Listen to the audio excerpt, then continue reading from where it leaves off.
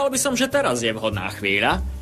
V duchu vyhlasovania cien by som rád oznámil prekvapujúci zvrat. Upírlu, mohol by si?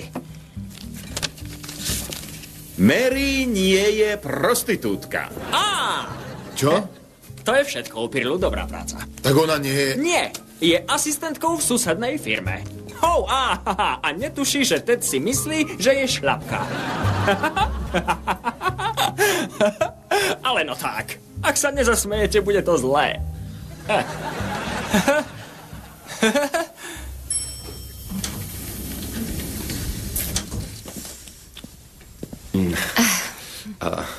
Pripadám si ako Richard Gere.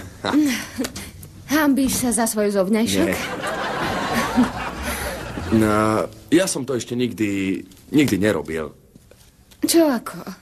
No, nikdy som nerandil. Super. Robíš si srandu? Nie. Je to divné? No, ja som napríklad randila už od mojich 15. To si bola ešte dieťa. Dobre, dáme si niekoľko drinkov a uvoľníme sa.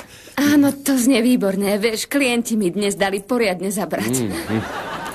Ťažký deň. Áno, jeden taký čudný chlapík sa mi stále strkal do zadku. Tak...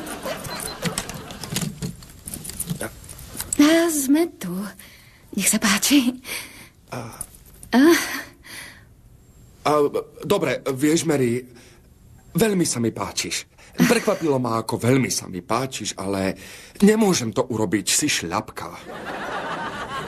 Čo? Možno som staromódny, ale ja toto nezvládnem. Nemôžem mať sex s prostitútkou.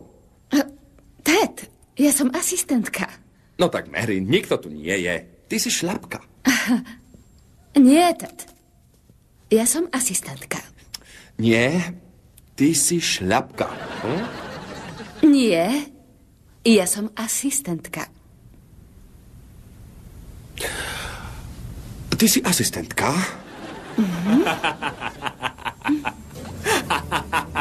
To nebolo vtipné. To nebolo vtipné.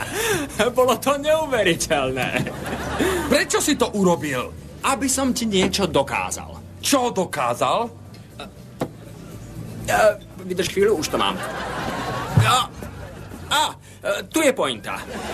Bol si s Mary istý však? A čo sa stalo? Vzala ťa do hotelovej izby hneď pri prvom rande. Musíš byť taký pri každom dievčati a problém je vyriešený. Hovorí, že mám s každou ženou zaobchádzať ako so šľapkou. Mal by si mi ďakovať. Dala mi facku a odišla. Čuduješ sa? Povedal si jej, že je šľapka. Prepáč, bolo to vtipné.